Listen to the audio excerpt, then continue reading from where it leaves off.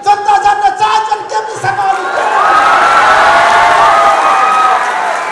अघि ऋषि भाइले थुप्रै ताली खानुभयो, राम्रै बोल्नु भएछ भन्ने ठानेर मैले पनि घरिघरि पड्काएँ।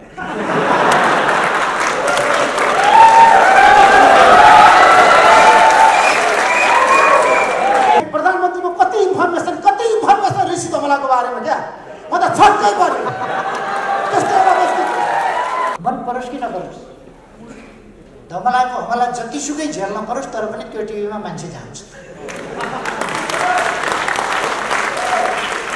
सबैलाई थाहा छ त्यहाँ पुगेपछि फर्काइदिन्छ, फर्काइ पनि दिने चर्को हमलाको सामना गर्नुपर्छ भनेर घरदेखि मन बनाएर मान्छे जानुपर्छ, तर पनि त्यसलाई उपेक्षा गर्न सक्दैन, त्यहाँ पुग्नै पर्छ, जानै पर्छ। यहाँबाट त नभनौँ, मैले भनेको कि केपी शर्मा ओलीज्यूलाई पनि तपाईँ प्रधानमन्त्री बन्नुहुन्छ भनेर प्रधानमन्त्री बन्नुको 2 पटक म आज घोषणा गर्छु। मलाई कसले के भन्नुहोस् मतलब छैन, 1 पटक यो देशको प्रधानमन्त्री महेन्द्र ठाकुर बन्नै पर्छ। मेरो जानका प्रधानमन्त्री हामीले पाएका छौँ, सबै कुरामा पर्छ, सबै कुरामा। त्यसकारण ऋषि धमलालाई स्मार्ट पत्रकार पुरस्कार दिनु उचित।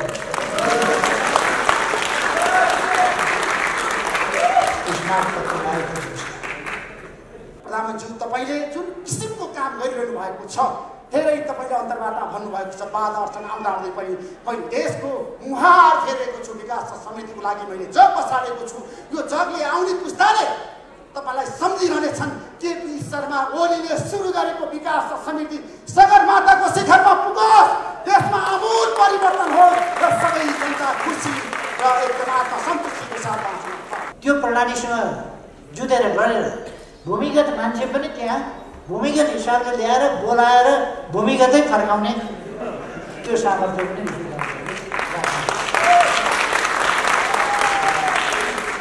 आज मैले बोल्ने होइन, आज बोल्ने सामान्य प्रधानमन्त्री केपी शर्मा ओली हो। यहाँ हजारौँ मान्छे तपाईँलाई हेरिरहेका छन्, यहाँ 3 घण्टादेखि तपाईँलाई कुरिरहेका छन्, 12 बजेदेखि अहिलेसम्म, किनभने केपी शर्मा ओली आएर के बोल्नुहुन्छ। यसैले म लामो भाषण गरेर समय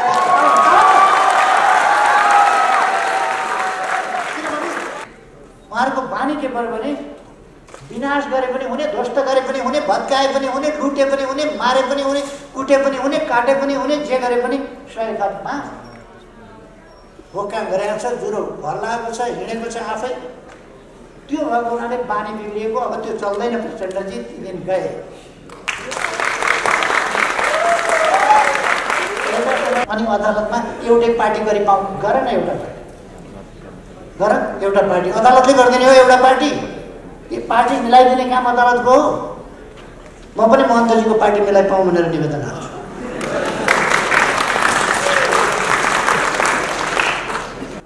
नमागे न्याय दियो अदालतले भनेर तपाईँले नमागेको दियो होला। तपाईँले त अर्काका नाममा पार्टी दर्ता गर्नुभएको थियो। ऋषि कटेललाई त मागेकै थियो नि त। अनि 2टा झगडिया मध्ये 2टैले मागेको, जे गरे पनि हुने। उहाँहरूको बानी के पर्यो भने विनाश गरे पनि हुने, ध्वस्त गरे पनि हुने, भत्काए पनि हुने, लुटे पनि हुने, मारे पनि हुने, कुटे पनि हुने, काटे पनि हुने, जे गरे पनि सयकमा हो काम गरेको छ। जुरो हल्लाएको छ, हिँडेको छ आफै। त्यो भएको हुनाले बानी बिग्रिएको, अब त्यो चल्दैन। प्रचण्डजी 3 दिन गए।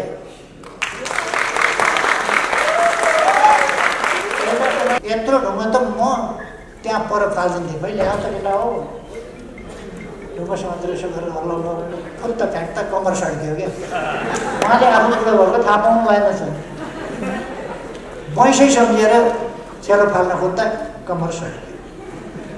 म प्रचण्डजीलाई उमेर सम्झिन आग्रह गर्न चाहन्छु। एकता चाहिएको थियो, अदालतले हाम्रो एकता भङ्ग गरिदियो। एकता बाँकी थियो र भङ्ग गर्नु अदालतले। एकता कहीँ बाँकी थियो।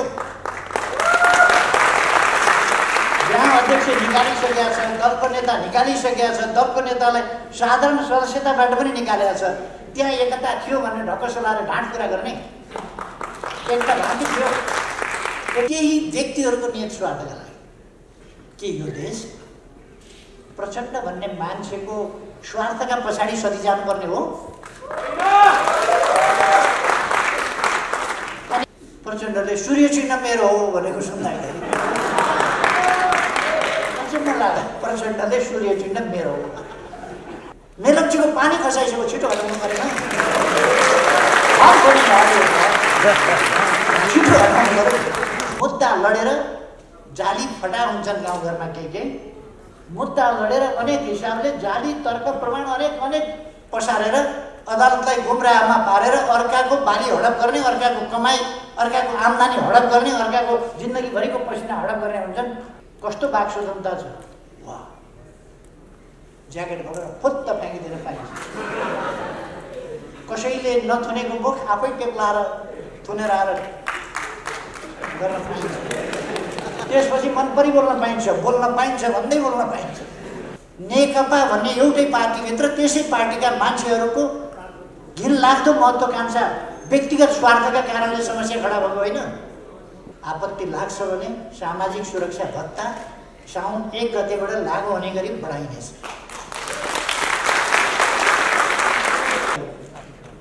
सम्झिने दिन पनि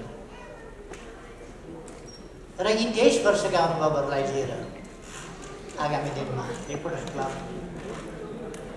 अगाडि कसरी बढ्ने भन्ने योजना बनाउने दिन पनि हो।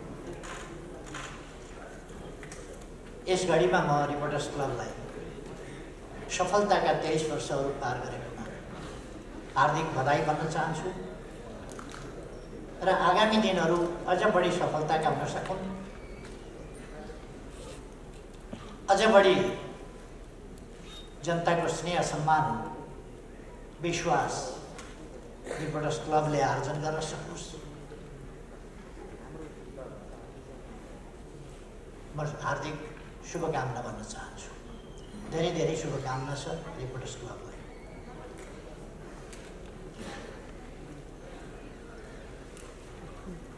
आज पुरस्कृत हुने साथीहरू सबैलाई म हार्दिक बधाई भन्न चाहन्छु। तपाईहरुको कामको, तपाईहरुको योगदानको मूल्याङ्कन भएको छ र त्यसको प्रति सम्मान गरिएको छ। म खुसी व्यक्त गर्न चाहन्छु र पुरस्कृत साथीहरूलाई आगामी दिनका लागि अझ ठुला सफलताको निम्ति अझ बढी पुरस्कृत हुँदै सम्मानित हुँदै जानुस् भन्ने शुभकामना पनि भन्न चाहन्छु। मैले देखेसम्म, बुझेसम्म, अनुभव गरेसम्म रिपोर्टर्स क्लबले मिशन पत्रकारिता भन्दा स्वच्छ पत्रकारिता, निष्पक्ष पत्रकारितामा विश्वास गर्छ। मिशन पत्रकारिता पुरस्कार चाहिँ राखिएर चाहिँ क्या हो जस्तो लाग्यो। केही मिशन पत्रिकाहरू हुन्छ जो, केही मिशन पत्रकारिता हुन्छ जो सत्यको मतलब छैन, मिशन के गर्न खोज्या हो त्यो गरेर छु।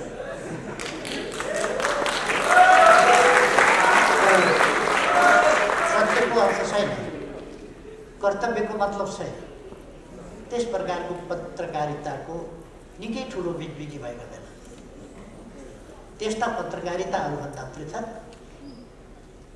साँचो पत्रकारिताको साझा मञ्चको रूपमा रिपोर्टर्स क्लबले आफूलाई उभ्याएको मैले पाएको छु। त्यस कारण म रिपोर्टर्स क्लबको प्रशंसा गर्न चाहन्छु। यद्यपि म पुरस्कृत भएको छैन, होइन, म पुरस्कृत नभए पनि अरू पुरस्कृत भए पनि खुसी व्यक्त गर्न पाइयो। र म त पत्रकारिता नै नगर्ने मान्छे, कहाँबाट पुरस्कृत हुन्छ? खैर, तपाईहरूले मलाई पुरस्कृत गर्नुभएको छ। डबलीमा देख्नुभयो अस्ति बुद्धिजीवीहरूको कामै हो।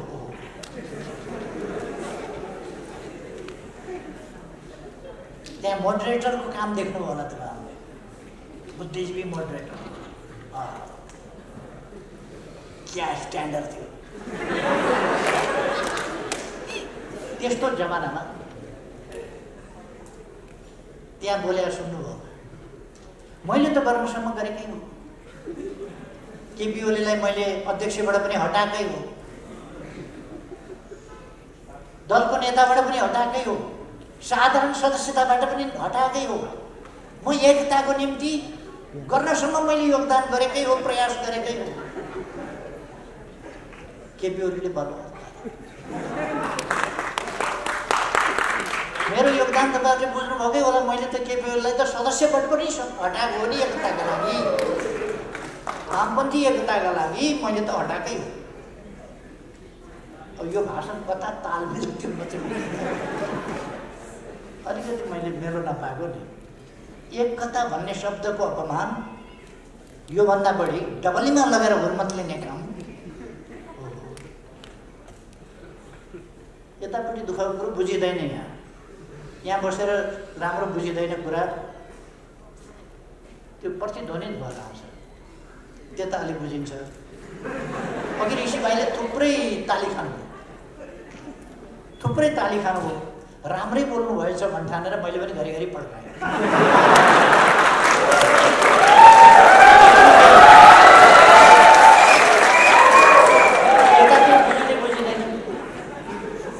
नबुझिएपछि के राम्रो भन्नु होला, बुझिँदैन यतापट्टि बस्नुहुन्छ, त्यता चाहिँ बुझिन्छ। त्यस कारण त्यताकोले ताली पड्काउनुहुन्छ, यताकोले एकछिनपछि ताली पड्काउनु। अहिले पड्काएको देखेपछि पड्काउने बेला भएछ। खै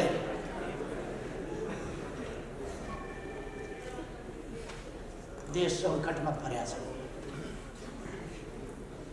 सङ्कट होला, केपी ओलीलाई पर्या होला, प्रचण्डलाई पर्या होला, माधव नेपाललाई पर्या होला। देशलाई कहाँ सङ्कट पर्यो, केमा सङ्कट? तपाईँहरूले केमा सङ्कट पर्यो भन्नुहोस् त?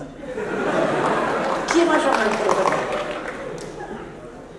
तनखा आएन कि, जागिर गयो कि, केमा सङ्कट पर्यो तपाईँहरूलाई? मजदुरलाई केमा सङ्कट पर्यो, किसानलाई केमा सङ्कट पर्यो, संविधानलाई केमा सङ्कट पर्यो, व्यवस्थालाई केमा सङ्कट पर्यो? राम्रो नबुझिए पनि सङ्घीय लोकतान्त्रिक गणतन्त्रको रक्षा, अघि मैले भर्खर सुने, सङ्घीय लोकतान्त्रिक गणतन्त्र खतरामा पर्यो भनेर यो बाँचोस् भनेको थियो अरे, खतरामा पर्यो अरे सङ्घीय लोकतान्त्रिक गणतन्त्र। के भएछ? केही बिमारी त सङ्घीय लोकतान्त्रिक गणतन्त्रलाई म देख्दिनँ। कुनै कहीँबाट खतरा आएको त देख्दिनँ। चुनाव भएर सङ्घीय लोकतन्त्रलाई खतरा पर्छ भने त अब 20 महिनापछि त लोकतान्त्रिक गणतन्त्र, सङ्घीय लोकतान्त्रिक गणतन्त्र त खतरामा पर्नै भयो नि। चुनाव गर्दा खतरामा पर्छ। यो कुरा अलिकति ताल सुरका कुरा गर्नु मान्छेले, ताल सुरका। अदालतले मैले गरेको सिफारिस, विघटनको सिफारिस रद्द गर्यो। राजनीति बुझेर गर्यो कि, राजनीति हेरेर गर्यो कि, संविधान हेरेर गर्यो कि, संविधानको व्याख्या गरेर गर्यो कि? व्याख्या त गर्ने पाइँदैन भन्थ्यो, संविधानले देखे अनुसार गर्नु भन्थ्यो। खै 11 फागुनमा मेरो सिफारिस बदल गरेर विघटित प्रतिनिधि सभा पुनर्स्थापना गर्दा म कुनै आवेश उत्तेजनामा पनि आएन, केहीमा पनि आएन। अदालतको आफ्नो बुझाइ हुन्छ, आफ्नो प्रक्रिया हुन्छ, उसले आफ्नो फैसला गर्ने हो। हामीले लोकतन्त्रमा अदालतको फैसलालाई मान्ने हो, त्यसलाई कार्यान्वयन गर्ने हो, मान्ने हो, त्यसलाई कार्यान्वयन गर्ने। अनि त्यस बेला दम्म परेर फुरफुर भएर अदालतकी जय जय गान गरेर अबीर जात्रा, अब के खाइयो त्यो नाम फेरि फागुन 23 गते 12 दिनपछि अर्को फैसला, 12 दिनपछि अर्को फैसला आउँदा अब अदालत कामै नलाग्ने भयो। फेरि कामै नलाग्ने भयो। अर्को पार्टीको नाउँमा दर्ता गरिएछ।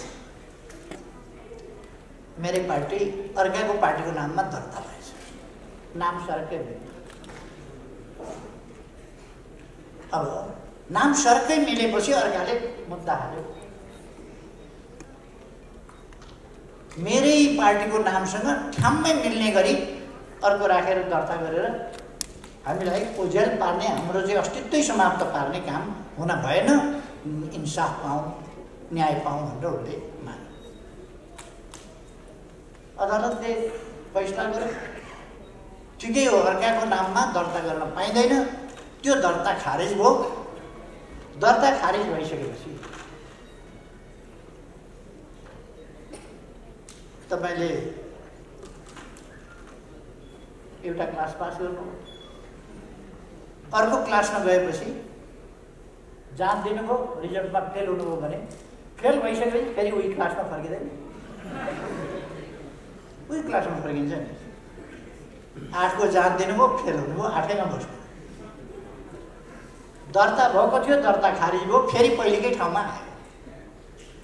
पहिलेकै ठाउँमा आएपछि अदालतले के भन्यो भने निर्वाचन आयोगलाई आदेश दियो 15 दिनको म्याद देऊ, उनीहरू नयाँ नाम लिएर फेरि एउटै पार्टी दर्ता गर्न चाहन्छन् भने त्यो त दर्तै भएन नि। दर्ता नभएपछि, दर्ता खारिज भएपछि पहिलेकै ठाउँमा गए। एकता गर्नै खोजेको हो भने नयाँ नाम लिएर आऊ। मैले प्रचण्डजीलाई फोन गरेँ, पार्टी अलग अलग भयो अदालतको फैसलाबाट। हामी कुरा गरौँ। निर्वाचन आयोगले अदालतको आदेश बमोजिम हामीलाई 15 दिनको म्याद दिएको छ। अरू पार्टीसँग नजुट्ने गरी नयाँ नाम लिएर दर्ता गर्न आउनु। एउटै पार्टी बनाउने हो भने, नत्र आफ्ना आफ्ना पार्टी चलाउने हो भने त छँदैछ। एउटै पार्टी बनाउने हो भने 15 दिनभित्र दर्ता गर्न आउनु। मैले उहाँलाई फोन गरेँ, केन्द्रीय कमिटीको बैठक छ, सकिएपछि तपाईँलाई फोन गर्छु, अनि भेटेर गयो। एकछिनपछि अनलाइन खबर सबर आदि इत्यादिमा आयो। के ओलीले फोन गरेका थिए, मैले बैठक छ भने मलाई भेट्न मन थिएन, मैले टार्दिएँ, भेट्दिनँ। अनि एकता चाहिएको थियो, अदालतले हाम्रो एकता भङ्ग गरिदियो। एकता बाँकी थियो र भङ्ग गर्नु अदालतले? एकता कहीँ बाँकी थियो? ग्राम अध्यक्ष निकालिसकेका छ, दलको नेता निकालिसकेका छ, दलको नेतालाई साधारण सदस्यताबाट पनि निकालेका छ। त्यहाँ एकता थियो भने ढक्क लाएर ढाँट कुरा गर्ने? एकता बाँकी थियो, एकता बाँकी राखेका थियो। तैपनि मैले कुरा गर्नलाई फोन गरेँ। उहाँले त्यसलाई मजाक बनाएर अखबारबाजी गर्नु फोन गरेका थियो। मैले भेट्दिनँ, इच्छा थिएन, तर्काइदिएँ, टार्दिएँ। ठिक छ नि त, आफ्नो आफ्नो पार्टी चलायो। अनि दिदा नखाने राति गएर कोल चाट्ने भने 15 दिनभित्र अर्को नाम अरूसँग नजुट्ने गरी आऊ त भनेकै छ त, गए हुन्थ्यो नि त। फोन सम्पर्क गर्दा कुरा गर्न पनि इच्छा नगरेर भाग्ने। अनि अदालतले हामीलाई फुटाइदियो भने मुद्दा लडेर जाली फटा हुन्छन् गाउँघरमा। के मुद्दा लडेर अनेक हिसाबले जाली तर्क प्रमाण अनेक पसारेर अदालतलाई गुमराहमा पारेर अर्काको बाली हडप गर्ने, अर्काको कमाई, अर्काको आम्दानी हडप गर्ने, अर्काको जिन्दगीभरिको पसिना हडप गर्ने हुन्छन्। त्यस्तै त नेकपा एमाले बनाइयो, नेकपा एमाले बनाइयो। त्यो खोसेर लाने। म त छक्क परेँ। प्रचण्डले सूर्य चिन्ह मेरो हो भनेको सुन्दाखेरि अचम्म लाग्यो। प्रचण्डले सूर्य चिन्ह मेरो हो। मैले दृष्टान्त पनि दिएँ। केटाकेटीहरू कहिले गेले अर्को बच्चाको खेलौना कति राम्रो एकछिन देऊ न भन्छ, अनि सामान दिएपछि यो त मेरै हो। हुर्किसकेपछि दारीसँग फुल्न थालेपछि पनि त्यसो गर्ने? राम्रो रहेछ, म पनि यसो ल्याउन भन्ने, त्यसपछि मेरै हो। खै आज पुनरावलोकनका लागि जानुहोस्। अदालत कुनै मजाक गर्ने ठाउँ हो र? दर्ता खारिज गरिदियो, पार्टी आफ्ना आफ्ना भइसके। डबलीमा बोल्ने मान्छेसँग एकता, सही कुरा गर्नुपर्छ नि। एकता गर्ने भन्यो, त्यहाँबाट सिद्ध्याउनै खोजेको सिद्ध्याउनै पर्छ। त्यही डबलीमा बोल्ने त्यो हुन्छ नि मेडिएटर, त्यो बुद्धिजीवीहरूको भूमिका, मोडरेटरको भूमिका जस्तो थियो ती मोडरेटरहरू सोकल्ड डेमोक्रेसीका लागि कति योगदान गरेका छन्, कसका स्वार्थ बोकेर कुदेका छन् अनि माखौल उडाएका छन् डेमोक्रेसी। किन तपाईँहरू केपी ओलीलाई किन हटाउनुहुन्न? अहिलेको मुख्य काम नै केपी ओली हटाउनु हो, किनभने यहाँ त देश विकास गर्न थालिसक्यो केपी ओलीले। टनेल बन्दैछ यहीँ, यो टनेल त 2 वर्षमा पुरा हुन्छ, 26 किलोमिटर बाटो 4 मिनटमा पुगिने भइसक्यो। यस्तो गर्न दिइरहनुहुन्छ मन्त्रीजी, मोडरेटर है। तराईका समस्या पनि समाधान गर्न आँटिसक्यो, त्यो गर्न दिनुहुन्छ?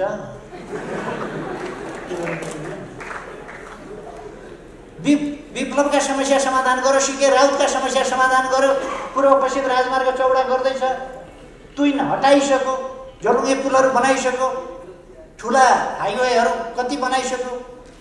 अहिले त दिनमा लगभग 10 किलोमिटर जस्तो बाटो बन्ने स्थिति छ। दैनिक मेलम्चीको पानी खसाइसक्यो, छिटो हटाउनु परेन? छिटो हटाउनु पऱ्यो।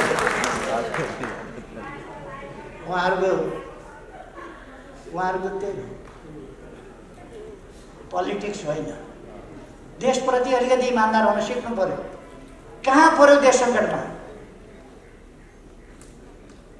अघि भर्खर पनि एकजना मित्रले भन्यो, ल वाक स्वतन्त्रता, प्रकाशन स्वतन्त्रता, कस्तो वाक स्वतन्त्रता छ? वाह, ज्याकेट भरेर फुत्त फ्याँकिदिन पाइन्छ,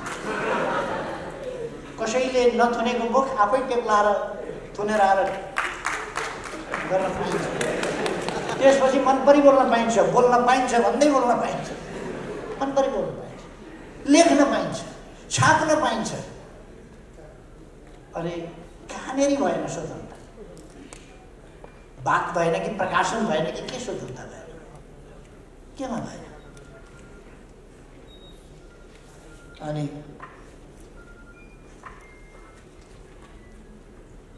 सङ्घीयतामा समस्या के पर्यो?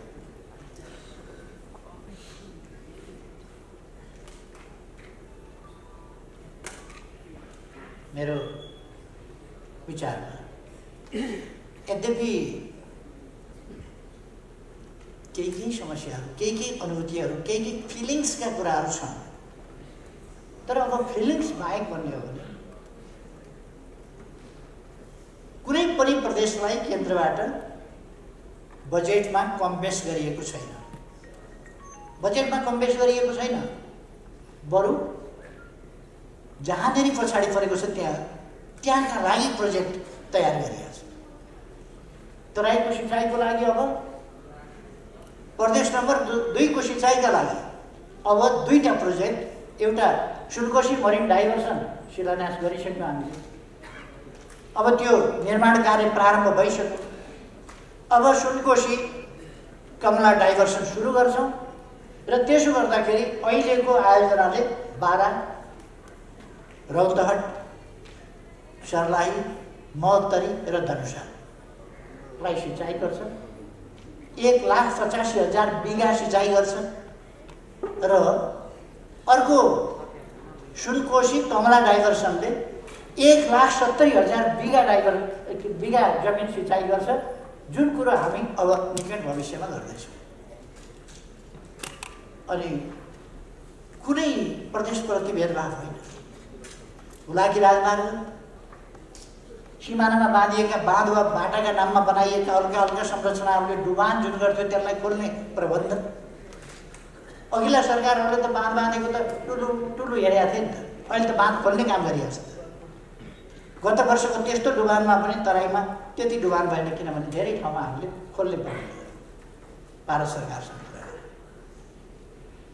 ती खोल्ने कामहरू भएका छन्। र हुलाकी राजमार्ग त्यो हुलाकी राजमार्ग हामी जन्मिनभन्दा अगाडिको बाटो हो। त्यसलाई राजमार्गको रूपमा विकास गर्ने भनेर कुरा चलेको धेरै भएको थियो। अघिल्लोपल्ट प्रधानमन्त्री महुँदा 10 अरब रकम छुट्याएर बनाउन सुरु गरेको आफैले, अरूको भर नपर्ने आफै बनाउने भनेर अहिले लगभग 95% सिद्धियो भनेर आज मात्रै उठाएर मैले अखबारमा पढेको थिएँ। लगभग 95% सिद्धियो काम भनेर। केही आरक्षणका क्षेत्रहरू, केही यस्ता क्षेत्रहरूमा जहाँ कानुनी प्रावधानहरूको व्यवधान थियो त्यसलाई हटाउनु पर्छ। हामीले थुप्रो विकासका कामहरू गरेका छौँ।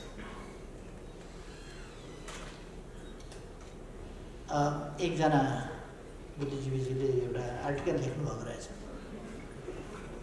त्यो आर्टिकल के लेख्नुभएको रहेछ भने फागुन 3 गते केपी ओलीले अब के गर्छु भनेनन्। विगत 3 वर्षमा के गरे भनेर इतिहास सुनाएर बसे, पछाडिका कुरा बितेका कुरा गरेर बसे, अब के गर्छु भनेनन्। मैले अब के गर्छु भन्ने कुरा थुप्रै गरेको छु। एकछिनसम्म जाँगर चलेछ, सुन्नुभएछ। एकछिन पछिदेखि दिक्क लागेछ, टिभी बन्द गरेर सुत्नु भएछ। साथीहरूले सुन्नु भएन। त्यसपछि पछि के गर्छु भन्ने कुरा त कुरै छैन भनेर भन्दैन। त्यस्तो होइन। म हाम्रो दाजुभाइ दिदीबहिनीहरूलाई के आग्रह गर्न चाहन्छु भने आज नेपालमा प्रेस स्वतन्त्रता छ, मिडियाको स्वतन्त्रता छ, वाद प्रकाशन स्वतन्त्रता छ। सभ्यता कति, मर्यादा कति, सभ्य समाज कसरी बनाउने हामी हरेकको कर्तव्य हो त्यो लगाउने। त्यो कसरी हामीले त्यसको पालना गर्ने हामी हरेकको कर्तव्य हो। हामी हरेक सचेत नागरिक, अनपढ गाउँको, पछाडि परेको, दुर्गम ठाउँको, कसैले पढ्न नजानेको, लेख्न नजानेको वा सभ्यता नदेखेको मान्छे मिडियामा काम गरिरहेको छैन, नेता भइरहेको छैन। त्यो त टाठोबाटै गरेर मिडियामा होला, टाठोबाटै गरेर नेता भएको होला, राजनीतिक कार्यकर्ता होला। त्यस्ता टाठाबाठाहरूले आफ्नो सामाजिक मर्यादा, सभ्यता जस्ता कुराहरू कायम राख्ने कर्तव्य हुन्छ। हाम्रो गौरवपूर्ण सभ्यताको परम्परा, शिष्टताको परम्परा, मर्यादाको परम्परा, हाम्रो त पितृदेव भव, गुरुदेव भव आदि। हामी आफूभन्दा ठुलाहरूलाई सम्मान गर्ने, सानाहरूलाई स्नेह गर्ने, त्यो हाम्रो सभ्यता हो। त्यसमा कति हामी अरूका नकल गर्दैछौँ, कति नकलभन्दा बढी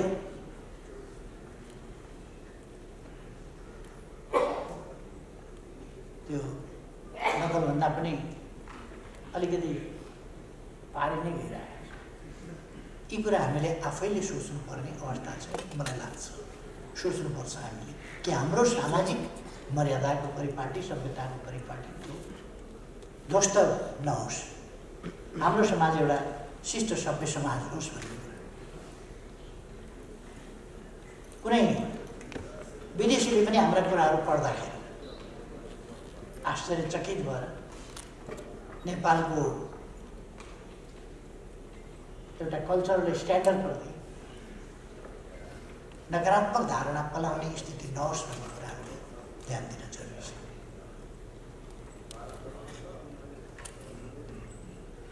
नेपालको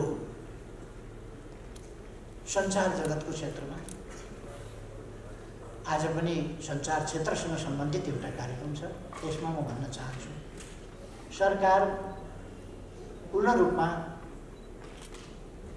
स्वतन्त्रताका हकहरू, प्रेस स्वतन्त्रता, वाक स्वतन्त्रता लगायतका स्वतन्त्रता, सञ्चार क्षेत्रका तमाम स्वतन्त्रता लगायत अन्य स्वतन्त्रताहरूको पक्षमा दृढताका साथ खडा छ। सरकार कति मर्यादित व्यवहार भएको छ, कति सभ्य व्यवहार भएको छ, त्यो तपाईँ हामीले एकछिन आनन्द मान्ने कि नमान्ने कुरा होइन। यसको असर दूरगामी रूपमा हुन्छ हाम्रो समाजका लागि। हामी महिलाहरूलाई कतिको सम्मानजनक ढङ्गले व्यवहार गर्छौँ, हेर्छौँ, हाम्रो दृष्टिकोण के छ? अथवा अरू हिसाबले कहीँ पनि एउटा सामान्य सामाजिक शिष्टताको ती कुराहरूलाई हामीले हेर्नुपर्छ र अरूको हकमा अरूको अधिकारको अरूको सुरक्षा अरूको मर्यादाको सुरक्षामा आँच नपुगोस् भन्ने कुरा भ्रमपूर्ण कुरा छपाइदियो ब्ल्याकमेलिङको बाटो समात्यो भ्रमपूर्ण कुरा छपाइदियो मान्छेको चरित्र हत्या गरिदियो परिवार विशृङ्खलित बनाइदियो त्यस्तो हुन थाल्यो भने उछालिदियो त्यस प्रकारको शैली हाम्रो शैली होइन त्यसबाट हामीले स्वतन्त्रताको उपभोग गर्दा सही ढङ्गले उपभोग गर्नुपर्छ नत्र भने त्यसको दुरुपयोग हुने खतरा छ अब त हामीले सिक्नुपर्छ यति उछलकुद भइसकेपछि अब त हामीले सिक्नुपर्छ भन्ने मलाई लाग्छ सरकार यसमा स्वतन्त्रतामा कुनै बन्देज लगाउने या कुनै नियन्त्रण गर्ने अथवा कुनै अङ्कुश लगाउने वा कुनै हिसाबले न्यून गर्ने पक्षमा छँदै छैन र हुँदैन सरकारको तर्फबाट सञ्चार क्षेत्रलाई पुर्याउनु पर्ने सहयोग त्यसलाई गर्नुपर्ने अरू त्यसलाई फस्टाउनका लागि गर्नुपर्ने सहयोग त्यस सन्दर्भमा गच्छले भ्याएसम्म सरकार त्यो गर्न तयार छ त्यसकारण साथीहरू त्यसमा दुःख गर्नुभयो हुन्छ भन्ने म आग्रह गर्न चाहन्छु केही मान्छेहरूले आज देशको राजनीतिलाई दमिल्याउन खोजेका छन् आफ्नो निज स्वार्थका लागि केही व्यक्तिहरूको निज स्वार्थका लागि के यो देश प्रचण्ड भन्ने मान्छेको स्वार्थका पछाडि सधि जानुपर्ने हो अनि एउटा मान्छेहरूले भन्ने गरेका छन् लेख्ने गरेका छन् आधा आधा भनेको थियो खोइ आधा आधा अनि त्यो आधा आधा भन्ने कागज बिचैमा प्रचण्डले च्यातेर कार्यकारी चाहियो भनेर कार्यकारी लेखाएर 5 वर्षै तपाईँ गर्नुहोस् भनेर अर्को कागज गरे होइन त्यो पहिलेको कागज च्यात्या होइन एउटा दोस्रो उहाँले आधा आधा गर्ने भनेपछि त्यसमा के थियो भने आधा गरिहाल उहाँले सहयोग गर्नुपर्थ्यो आधा भनेको 60-40 को कुरा हो हाम्रो बाँड्ने चलन त्यसै गरी थियो ल छोडिदियो अढाई वर्ष गऱ्यो त अढाई वर्ष गर्दा तपाईँहरूले सबैले सुन्नुभयो होला त्यसपछि पनि मैले भने अहिले चैतमा महाधिवेशन गरौँ अध्यक्ष हुनुहोस् को हुनुपर्छ चैतमा महाधिवेशन गरौँ अध्यक्ष हुनुहोस् चैतमा महाधिवेशनको म्याद पनि तोकिया थियो नि त तपाईँहरूलाई सबैलाई सम्झना छ यो चैतमा महाधिवेशनको म्याद तोकिएको थियो यही 25 गतेदेखि 30 गतेसम्म यो 25 गतेदेखि 30 गतेसम्ममा त अध्यक्ष माधव नेपाल जसलाई अध्यक्ष हुन मन लाग्यो भइहाल्थ्यो त्यसमा मैले त म हुन्न भनेर भनिदिएकै थिएँ यति हतारो लाग्यो कि त्यो अग्दाली दिवाला पनि हाताथ्यो तुरन्तै चाहियो अहिले चाहियो त्यो पनि नगर्यो मसँगै अध्यक्षमा चुनाव लडेर हारेका मान्छे महाधिवेशनबाट ल्याउन भन्दाखेरि हुँदैन बिचैमा हारेको मान्छे जितेको मान्छेसँग मलाई चाहियो धन्न मेरो निर्वाचन क्षेत्रको उहाँ पर्नु भएन छ नत्र मेरो निर्वाचन क्षेत्रमा भए चुनाव पनि हारिसकेपछि मलाई चाहियो भन्न थालियो त्यस्तो मान्छे मेरो निर्वाचन क्षेत्रमा धन्न भइन्छ नत्र भने उहाँले चाहियो भन्न थालियो यस्ता खालका कुराहरू माधव नेपाललाई मैले तेस्रो अध्यक्ष पनि हुनुहोस्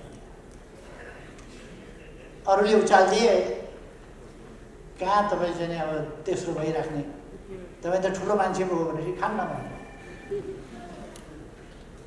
ठिक छ पछि त प्रचण्डभन्दा पछिकै अध्यक्ष फेरि बस्नु त उहाँ गएर सडकमा त अध्यक्ष भनिनु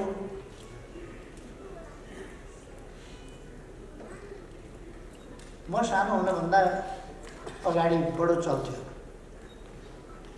म सानो हुनुभन्दा अलिक अगाडि केटाकेटीहरू बिहे गरी खेल्थे दुला हुन्थ्यो दुलै हुन्थ्यो कोही बाजा बजाउने कोही भोज लगाउने यस्तो बिहे गरी खेल्ने भन्ने एउटा खेल हुन्थ्यो। अलिक मेरो पालोमा अलिक भएन, मभन्दा अलिक अगाडिसम्म चाहिँ यो खेल बडा चल्थ्यो हाम्रो समाजमा। केटाकेटीहरू खेल्थे, बिहे गरी खेल्थे, दुला हुन्थ्यो, दुलै हुन्थ्यो, खेल सिद्धिएपछि सिद्धियो। त्यहाँ त प्रधानमन्त्री पनि भइहाले, अध्यक्ष पनि भइहाले, के भए, 10 जनालाई पार्टीबाट निकाले, सडकबाटै पार्टीबाट 10 जनालाई निकाले, उपनेता पनि निकाले, अनेक निकाले, महासचिवलाई पनि निकालिदियो, अर्कोलाई पनि निकाल्यो, हो सडकबाटै, सडकको राज।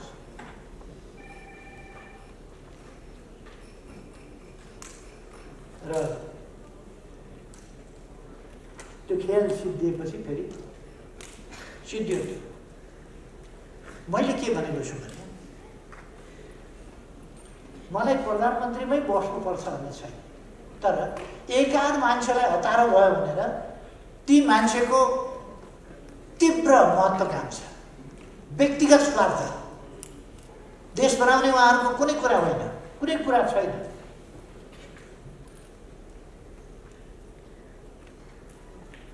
आफ्नो पदको स्वार्थ, त्यसका लागि देशलाई सङ्कट परेको छ भने तिनै मान्छेहरूका कारणले परेको छ। के भएको थियो? कहाँ तानाशाही भएको थियो? पुनर्निर्माणका काम भएका थिएनन् ती यस बिचमा? अरू काम भएका थिएनन्? हामीहरूले खानीहरूको अन्वेषण गरेका थिएनौँ कि? खानीहरू स्थापनाका लागि अगाडि बढाएका थिएनौँ कि? शिक्षाका क्षेत्रमा, स्वास्थ्यका क्षेत्रमा काम गरेका थिएनौँ कि? यदि कोभिड-19 हुँदा पनि हुन त रिपोर्टर्स क्लबको आजै लोकार्पण गरिएको संस्थागत मुखपत्र, त्यसमै पनि नागरिकले आफैले पैसा तिरेर परीक्षण गराउनु पर्ने, आफैले परीक्षा तिरेर उपचार गराउनु पर्ने भन्ने गलत तथ्याङ्क प्रस्तुत गरिएको छ। सरकारले परीक्षणको पैसा सरकारले तिरेको छ। अब कहीँ कतै गएर तपाईँले सरकारले नदेख्ने ठाउँमा गएर परीक्षण गराउनु भयो, निजीतिर गएर कतै परीक्षण गराउनु भयो भने त निजीले त लिन्छ होला। तर सरकारले निःशुल्क PCR टेस्टको व्यवस्था गरेको छ। सरकारले निःशुल्क उपचारको प्रबन्ध गरेको छ। सरकारले निःशुल्क धेरै देशहरूमा, हामीभन्दा धेरै विकसित देशहरूमा खोप छैन, हाम्रो देशमा खोप पनि ल्याएको छ र लगाइ पनि 20 लाखलाई लगाइसकेको छ। हिजो मात्रै पनि हामीले 8 लाख डोज खोप फेरि दियौँ, चाइनाबाट अनुदान स्वरूप प्राप्त खोप। अनुदानमा प्राप्त भएको त निःशुल्क लगाइदिने नै होइन, त्यो मात्रै होइन, किनेर भए पनि जसरी भए पनि सम्पूर्ण जनतालाई निःशुल्क खोप सरकारले उपलब्ध गराउँछ भनेर हामीले डिक्लेयर गरेका छौँ। अनि अब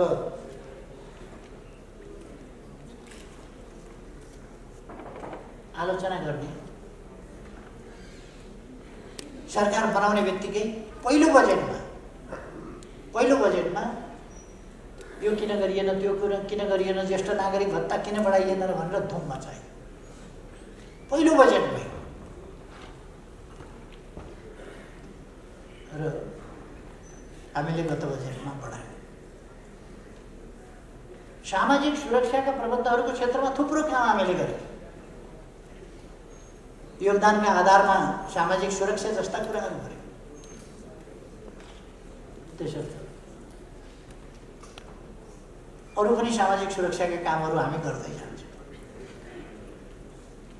अब पनि साउन 1 गतेबाट सामाजिक सुरक्षा भत्ता अलिक बढ्छ नै, लागु हुने गरी साउन 1 गतेबाट लागु हुने गरी बढ्छ। कसैलाई आपत्ति लाग्छ? आपत्ति लाग्छ भने फेरि मैले भनिदिन्छु, आपत्ति लाग्छ भने सामाजिक सुरक्षा भत्ता साउन 1 गतेबाट लागु हुने गरी बढाइनेछ। अब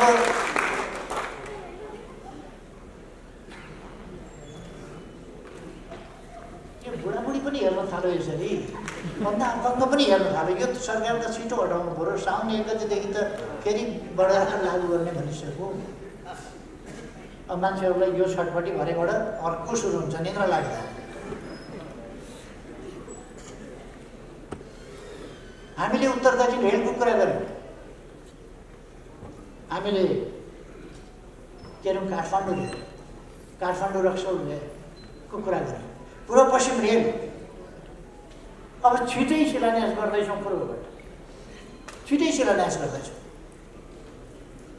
अहिले कतिपय ठाउँमा बाटोहरू पनि राखेका छन्, राइट अफ वे स्पष्ट गरिएको छ, त्यहाँ क्षतिपूर्ति दिने अधिग्रहण गर्ने कामहरू भइरहेको छ। रेल ल्याएर धेरै वर्षपछि रेल किनेर आफ्नै रेल अब छिटै नै सञ्चालन गरिँदैछ।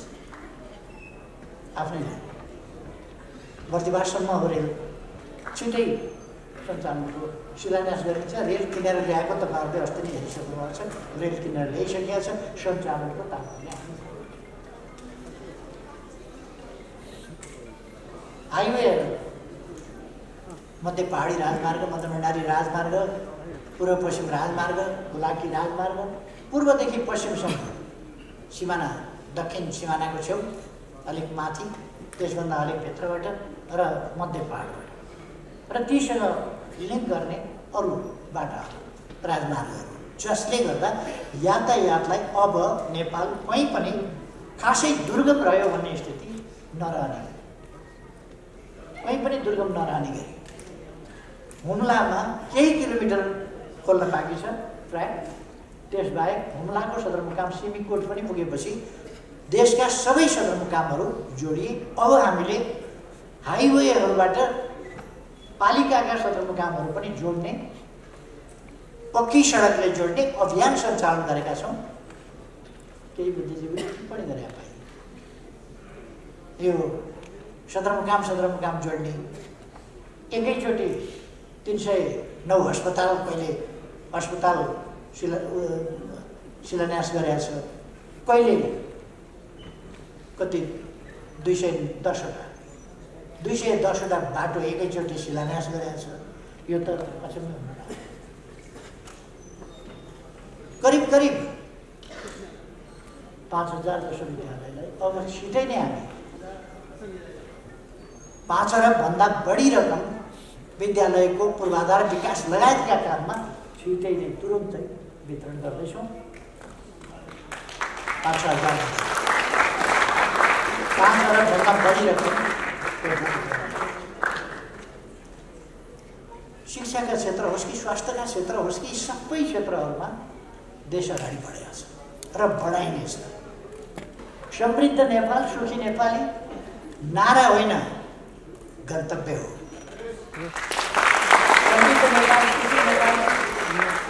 हाम्रो साकार हुन सक्ने आकांक्षा हो, जसलाई हामी साकार पारेर छोड्छौँ, निकट गर्छौँ र नेपाली जनताका सपनाहरूलाई छरपष्ट पार्ने र यस देशमा अस्थिरता कायम गर्ने, यस देशलाई सुदृढ एकतामा, राष्ट्रिय एकतामा जान नदिने त्यस प्रकारका क्रियाकलापहरू सक्रिय छ।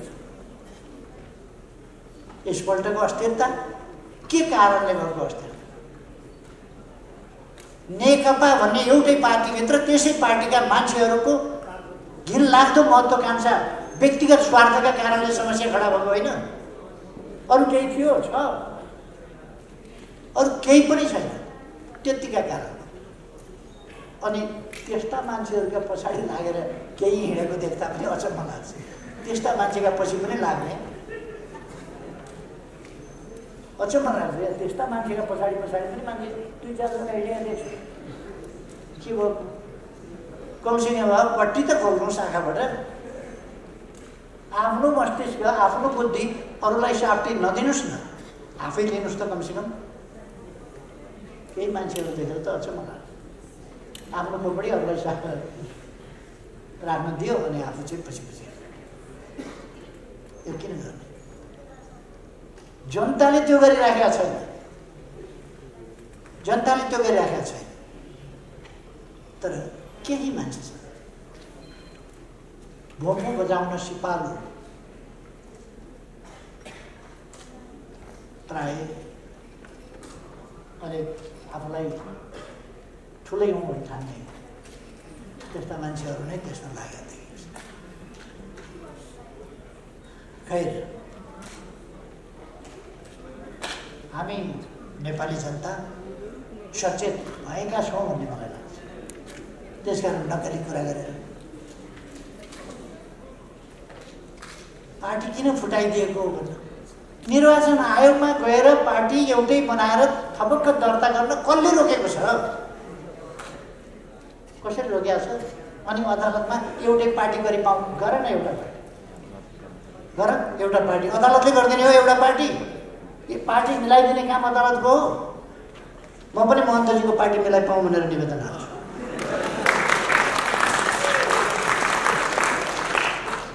अब उहाँ र म नमिल्ने, अदालतमा गएर महन्तजीको पार्टी मिलाई पाऊँ, यो कुनै राजनीति भयो? यो मिल्ने हो भने प्रचण्डजी, मिल्न खोजे हो भने मिल्ने बाटो हिँड्नुहोस् न। तपाईँ डबलीको भाषा बोलेर एकताका डिङ हाँक्ने, गफ हुँदैन। डबलीका भाषा बोलेर बेकारका उल्टा फाल्टा कुरा नगरेको भए। नमागे न्याय दियो अदालतले भनेर तपाईँले नमागेको दियो होला। तपाईँले त अर्काका नाममा पार्टी दर्ता गर्नुभएको थियो। ऋषि कटेललाई त मागेकै थियो नि त। अनि दुईटा झगडिया मध्ये दुईटैले मागेको, एउटी मान्छे घाम, अर्की मान्छे पानी। अब त्यसमा दुईटैलाई घाम पनि पानी पनि कसरी दिने? ऋषि कटेललाई मागेको न्याय दियो, प्रचण्डलाई मागेको न्याय दिएन अरे, नमागेको न्याय दियो। उहाँहरूले नमागेकै हो। अर्काका नाउँमा पार्टी दर्ता गरेर पेलेर मिचेर या गुलाले मिचेर मिच्ने बानी पर्यो क्या, पल्किया मिच्ने। जे गरे पनि हुने, जे गरे पनि हुने। उहाँहरूको बानी के पर्यो भने विनाश गरे पनि हुने, ध्वस्त गरे पनि हुने, भत्काए पनि हुने, लुटे पनि हुने, मारे पनि हुने, कुटे पनि हुने, काटे पनि हुने, जे गरे पनि सयकतमा हो काम गरेको छ। जुरो हल्लाएको छ, हिँडेको छ आफै। त्यो भएको हुनाले बानी बिग्रिएको। अब त्यो चल्दैन प्रचण्डजी, ती दिन गए।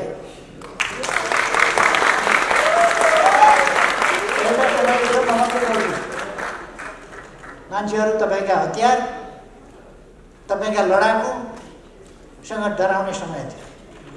म डराउँदै थिएँ। त्यस बेला पनि बोल्थेँ, गलत गर्दै हुनुहुन्छ तपाईँहरू, ललकार्थेँ त्यस बेला। आज त तपाईँका सुकल सेना पनि छैन, तपाईँसँग हतियार पनि छैन। ती दिन त गए त। अब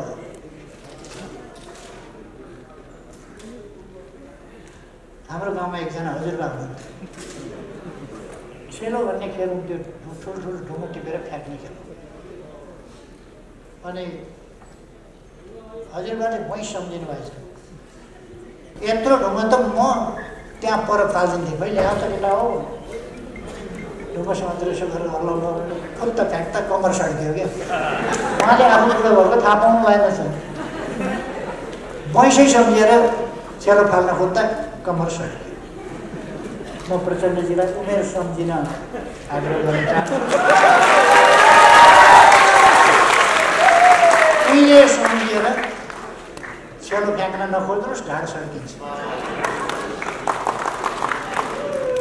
त्यो जमाना गयो।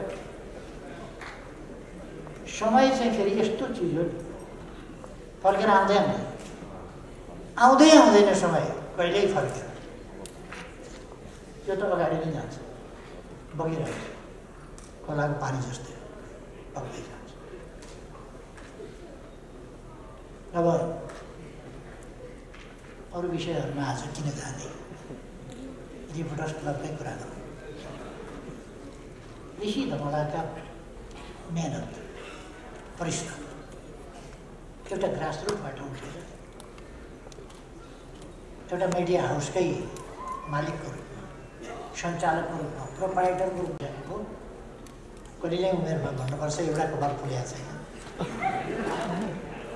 यति चमत्कार देखाइसक्नुपर्छ। रिपोर्टर्स क्लब 23 वर्ष अगाडि केही व्यक्तिबाट सुरु गरेर आज एउटा सर्वाधिक लोकप्रिय संस्थाको रूपमा उहाँले स्थापित गरिसक्नु। मन परोस् कि नपरोस्, धमलाको हमला जतिसुकै झेल्न परोस्, तर पनि त्यो टिभीमा मान्छे जान्छ। सबैलाई थाहा छ त्यहाँ पुगेपछि फर्काइदिन्छ, फर्काइ पनि दिने चर्को हमलाको सामना गर्नुपर्छ भने घरदेखि मन बनाएर मान्छे जानुपर्छ, तर पनि त्यसलाई उपेक्षा गर्न सक्दैन, त्यहाँ पुग्नै पर्छ, जानै पर्छ बोलाएपछि। अर्को ऋषि धमलासँग अर्को एउटा क्षमता छ, कोही आउँदिन भन्यो भने क्रेनले उठाएर, यदि कोही आउँदैन भन्यो भने त्यसलाई क्रेनले ट्याप्प समातेर ठपक्क ल्याएर, यस्तो म्याग्नेट छ ऋषि धमलासँग, जुन म्याग्नेटले नजिकै जान्न भने पनि टपक्क तानिहाल्छ, नजिकै जान्न भने पनि टपक्क तान्छ, त्यो खालको चुम्बकत्व। त्यसै कारण रिपोर्टर्स क्लब आज यहाँ छ। त्यसै कारण रिपोर्टर्स क्लबले सुरु गर्दाखेरि एउटा सानो भाडाको कोठामा मुस्किलसँगले यति पुरस्कार बाँड्ने हैसियत कहाँ थियो त्यस बेला। त्यो त बडो अप्ठ्यारो असहज अवस्था थियो। त्यस अवस्थाबाट त्यो प्रणालीसँग जुधेर गरेर भूमिगत मान्छे पनि त्यहाँ भूमिगत हिसाबले ल्याएर बोलाएर भूमिगतै फर्काउने त्यो सामर्थ्य पनि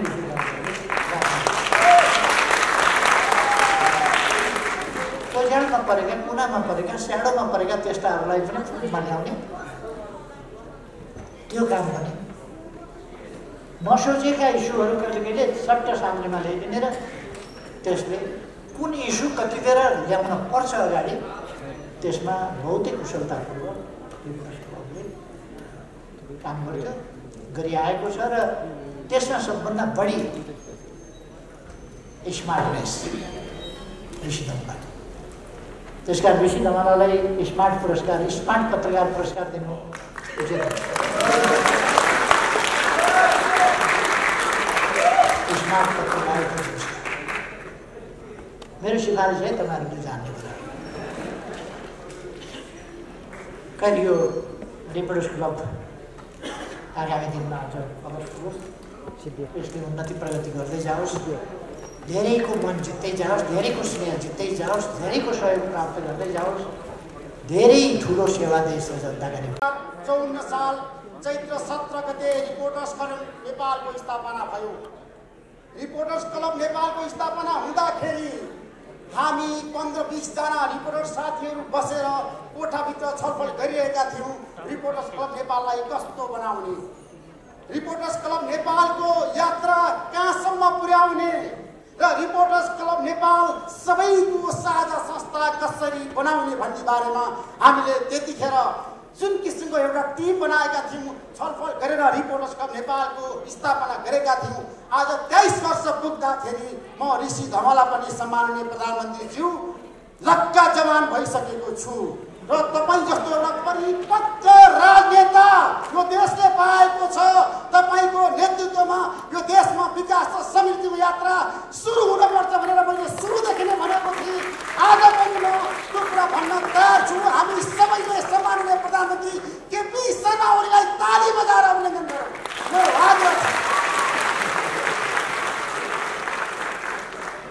सम्माननीय प्रधानमन्त्रीज्यू, तपाईँ पनि 14 वर्ष प्रजातन्त्रको लागि जेल बस्नुभयो। संघीय लोकतान्त्रिक गणतन्त्रसम्म आइपुग्दाखेरि तपाईँले धेरै आरो अवरोध र चुनौती अप्ठ्याराहरू खेप्दै यो देशको प्रधानमन्त्री तपाईँ बन्नुभएको छ। दोस्रो पटक हामीलाई विश्वास छ, रिपोर्टर्स क्लब नेपाललाई विश्वास छ, यो देशको जनताले, यो देशको तमाम हरेक तर तबकाले तपाईँलाई मन पराउँछन्। त्यसैले आज तपाईँ सबैको अगाडि लोकप्रिय प्रधानमन्त्रीको रूपमा स्थापित हुनुभएको छ। आज रिपोर्टर्स क्लब नेपाल 23औं वर्षमा प्रवेश गरिरहँदाखेरि हामीले प्रमुख अतिथिको रूपमा तपाईँलाई बोलाएका छौँ। किन म यहाँहरू सबैलाई सञ्चार गर्ने आग्रह गर्न चाहन्छु। यो कार्यक्रम सबै मिडियाबाट प्रत्यक्ष प्रसारण भइरहेको छ। यहाँ हाम्रो बिचमा एउटा शालीन बौद्धिक नेता पनि हुनुहुन्छ, सबैले मानेको समाजवादी पार्टीका कार्यकारी अध्यक्ष महन्त ठाकुर, तपाईहरु सबैले ताली बजाएर होला पनि अभिनन्दन गर्नु।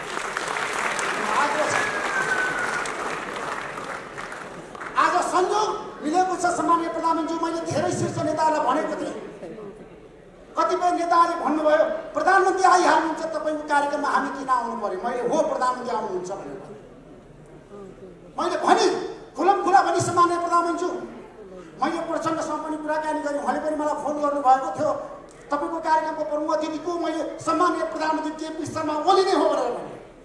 उहाँले भन्नुभयो ठिक छ प्रधानमन्त्री आउँदाखेरि मेरो आवश्यकता पर्छ र भन्ने भन्नुभयो। मलाई धेरै शीर्ष नेताले फोन गर्नुभएको थियो, म नाम भन्दिनँ, तर आज हामी गौरवान्वित छौँ, हामी आज खुसी छौँ, आज हामी हर्षित छौँ।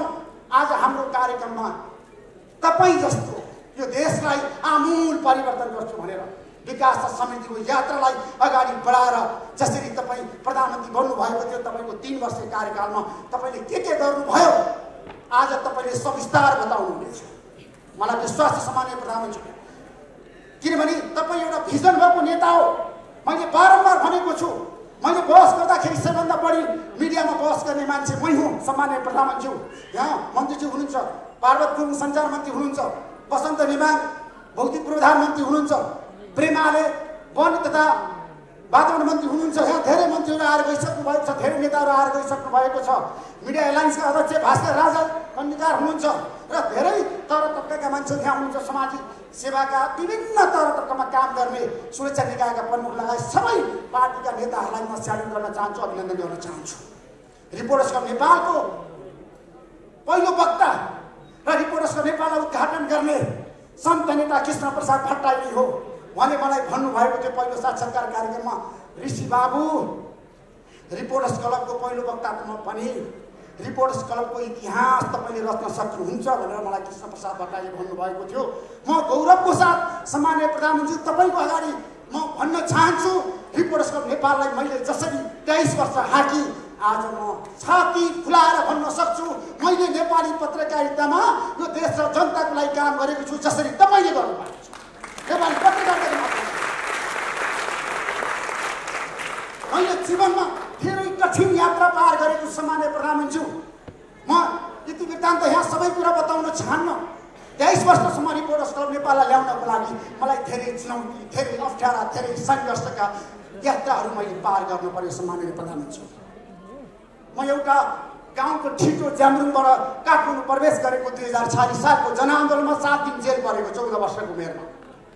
तपाईँ 14 वर्ष प्रजातन्त्रको लागि जेल बस्नुभयो, जेलको काल कोठरीमा तपाईँ बस्नुभयो। तपाईँले भन्नुभयो म प्रजातन्त्र न्यायसँग सम्झौता गर्दिनँ। मैले पनि भने म 14 वर्षको उमेरमा जेल पर्दाखेरि यही पुलिस क्लबमा म थिएँ। अहिले नेपाल पुलिस क्लबको रूपमा परिचित छ। म यही पुलिस क्लबमा मलाई थुनिएको थियो। 7 दिन मैले भनेको थिएँ जबसम्म नेपालमा प्रजातन्त्र आउँदैन म यहाँबाट निस्कनु भनेर सम्माननीय प्रधानमन्त्री। मेरो पत्रकारिताको इतिहासको कुरा गर्दा मैले 46 सालको आन्दोलन सँगसँगै नेपाली पत्रकारिता मैले काम गरेको हुँ। आज रिपोर्टर्स क्लब नेपालको 23औं वार्षिक उत्सव यहाँ मनाइरहँदाखेरि मैले मुलुकको एउटा सफल प्रधानमन्त्रीको रूपमा प्रमुख अतिथि बनाइरहँदाखेरि भोलि धेरै न्युज बन्न सक्छ, धेरै समाचारहरू बन्न सक्छ। मलाई कुनै पनि डर छैन। ऋषि धमाला जमिनबाट उठेर आएको व्यक्ति हो सम्माननीय प्रधानमन्त्री। जसरी तपाईँ नेपाली जनताले मन बनाएर निर्वाचित प्रधानमन्त्री हो, त्यसै गरी नेपाली पत्रकारितामा म जिरोबाट यहाँसम्म आइपुगेको व्यक्ति हो। मलाई भन्न कुनै डर छैन, कुनै लाज छैन, कुनै हिचकिचाहट छैन सम्माननीय प्रधानमन्त्री। मेरा यात्राहरू, मेरा ती सङ्घर्षहरूसम्म आज आइपुग्दाखेरि मैले 4-5 वटा मिडियाको नेतृत्व गर्ने मौका पाएँ सम्माननीय प्रधानमन्त्री। आज prime time television, Divyadarshan television, Nepali radio network, radio यानारायण लगायत रिपोर्टर्स क्लब र रिपोर्टर्स नेपाल.com लगायत धेरै मिडियाको मैले नेतृत्व गरेको सम्माननीय प्रधानमन्त्री। म एउटा साधारण किसानको छोरो हो। आज यो देशको नेपालको विकास समितिमा नेपाली पत्रकारिताले अब फड्को मार्नुपर्छ, व्यावसायिक पत्रकारिता अगाडि बढ्नुपर्छ भनेर लगातार लागेको व्यक्ति हुँ। त्यसैले आज सम्माननीय प्रधानमन्त्रीज्यू र महन्त ठाकुरलाई साक्षी राखेर म भन्न चाहन्छु, हाम्रो देश भनेको पहाड, हिमाल, तराई र मधेस मिलेर बनेको छ। केपी शर्मा ओली र महन्त ठाकुर मिलेर यो देश बनाउनु छ। एकपल्ट मेरो आग्रह छ।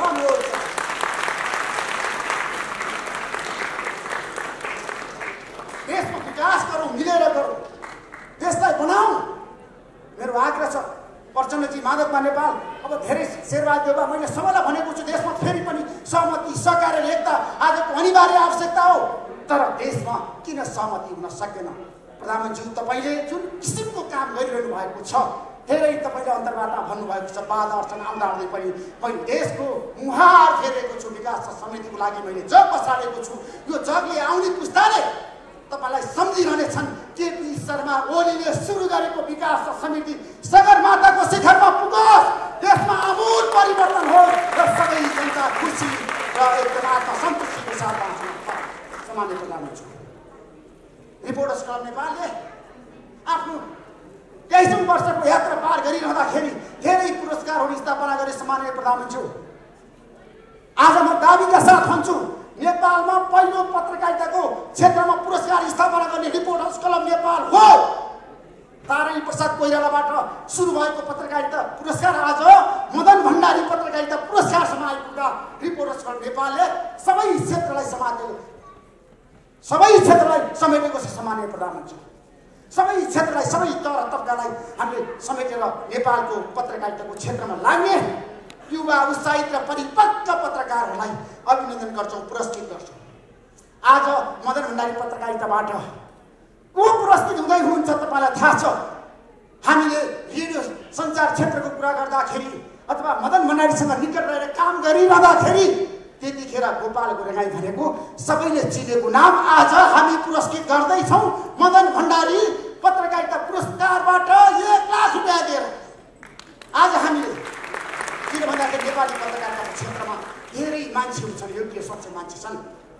मैले आफ्नो बुवा आमाको नाममा पुरस्कार स्थापना गरी सामान्य प्रधानमन्त्री, म 7 वर्षको उमेरमा आमा गुमाएको, 25 वर्षको उमेरमा बुवा गुमाएको मान्छे हुँ। मेरो आमा बुवा छैन, त्यसैले मैले आमा बुवाको नाममा कुलप्रसाद चेतकुमारी धमला पत्रकारिता पुरस्कार स्थापना गरेर आज हामी वितरण गर्दैछौँ। राजधानी दैनिकका सम्पादक सागर पण्डितलाई दिँदैछौँ हामी, किन भन्दाखेरि उहाँले राम्रो काम गर्नुभएको छ। धेरै योग्य मान्छेहरू छन् पत्रकारिता क्षेत्रमा। आज हामीले धेरै राम्रा योग्य पत्रकारहरूलाई पुरस्कृत गरेका छौँ। तारानी प्रसाद कोइराला पत्रकारिता पुरस्कार नम्रा लम्सालदेखि शालिक सुवेदीले पाउनुभएका छन्। धेरै साथीहरू आउनुहुन्छ। बाबुश्री फोटो पत्रकारिता पुरस्कार मुकुन्द कालीकोटेले पाउनु भएको छ। धेरै पत्रकारिता पुरस्कार अहिले हामी वितरण गर्दैछौँ। उमासिंह पत्रकारिता पुरस्कार बिनु सुवेदीले पाउनु भएको छ। हामी सबै क्षेत्रलाई समेट्न चाहन्छौँ सामान्य प्रधानमन्त्री। हामी सबै क्षेत्रको प्रतिनिधि होस् भन्ने चाहन्छौँ। त्यसैले आज म लामो भाषण गर्दिनँ। सबैको ध्यान प्रधानमन्त्री केपी शर्मा ओलीतिर छ। आज यहाँले यो देशको मार्गनिर्देशक, यो देशको एजेन्डा, यो देशको आगामी यात्रा र महन्त ठाकुरले बोल्न बाँकी छ। मैले महन्त ठाकुरलाई तपाईँसँगै र तपाईँको विचार, उहाँको विचारमा आज जनताले हेरिरहँदाखेरि, यो सबै मिडियाबाट प्रत्यक्ष प्रसारण भइरहँदाखेरि आज साँच्चीकै केपी शर्मा ओली र महन्त ठाकुर एउटै मञ्च बसेर आज के उद्घोष गर्दै हुन्छ भनेर करोडौँ जनताले हेरिरहेका छन् सामान्य प्रधानमन्त्री। त्यसैले आजको कार्यक्रममा मैले महन्त ठाकुरलाई तपाईँ आइसकेपछि बोल्नुपर्छ भनेर मैले आग्रह गरेँ। उहाँले हुन्छ ऋषिजी भनेर भन्नुभएको छ। आज महन्त ठाकुरले विशेष घोषणा गर्दै हुनुहुन्छ। त्यसैले म रिपोर्टर्स नेपालको बारेमा, अहिलेको राजनीतिक घटनाक्रमको बारेमा धेरै बताउन चाहन्छु।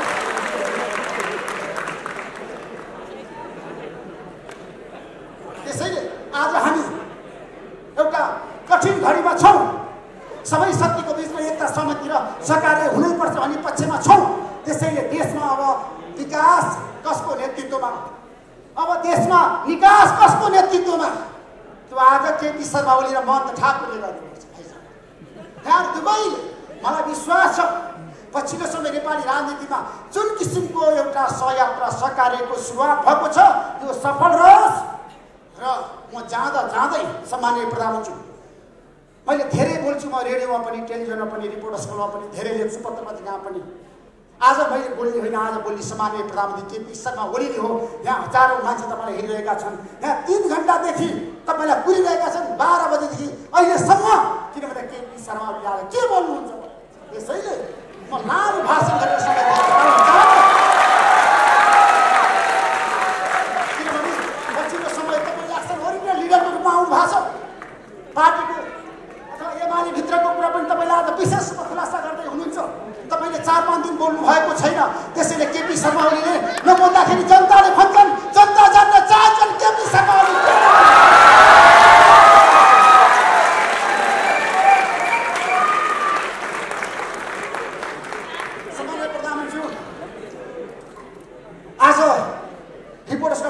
यो 23औं वार्षिक उत्सव मनाइरहँदाखेरि रिपोर्टर्स क्लब नेपालले के गर्यो तपाईँलाई थाहा छ। तपाईँले 2 वर्ष अघि जुन कुरा भन्नुभएको थियो मेरो बारेमा 16-17 मिनट बोल्नु भएको थियो, अहिले पनि म रस्याङ्ग सम्झिन्छु। किन भन्दाखेरि प्रधानमन्त्रीको कति इन्फर्मेसन ऋषि कमलाको बारेमा क्या म त छक्कै पऱ्यो। त्यस्तो एउटा व्यक्ति हरेक कुरामा एकदम पुख्त जानकार प्रधानमन्त्री हामीले पाएका छौँ, सबै कुरामा पक्का, सबै कुरामा। त्यसैले रिपोर्टर्स क्लब नेपाल आज 23औं वर्षमा आइपुग्दाखेरि महेन्द्र ठाकुरज्यू तपाईँ आइदिनु भयो, म धेरै आभारी छु तपाईँलाई। एकपटक अब यहाँबाट त नभनौँ, मैले भनेको थिएँ केपी शर्मा ओलीज्यूलाई पनि तपाईँ प्रधानमन्त्री बन्नुहुन्छ भने प्रधानमन्त्री बन्नुभयो 2 पटक। म आज घोषणा गर्छु मलाई कसले के भन्नुहोस् मतलब छैन, एकपटक यो देशको प्रधानमन्त्री महेन्द्र ठाकुर बन्नै पर्छ मेरो। अब त केपी शर्मा ओली र महेन्द्र ठाकुर भूपेन्द्र यादवजी आउनुहोस्।